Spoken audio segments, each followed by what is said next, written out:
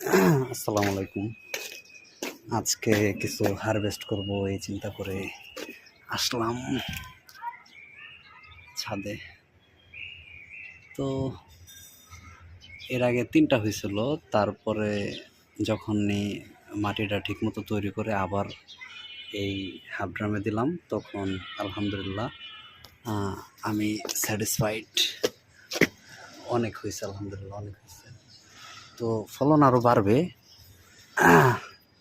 নিয়মিত খাবার টাবার ঠিক মতো দিয়ে গেলে ফলন আরও বাড়বে। তো বিসমিল্লাহ।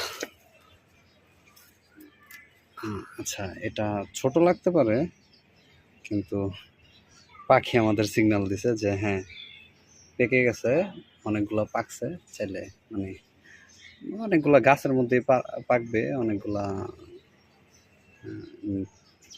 চালের মধ্যে রেখে পাকাতে হবে।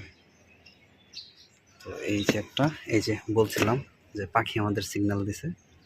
এই যে হ্যাঁ হ্যাঁ, প্রচুর মিষ্টি, তো পিঁপড়া ধরে গেছে। এই যে এখানে আরেকটা পড়ে আছে। আচ্ছা, একটু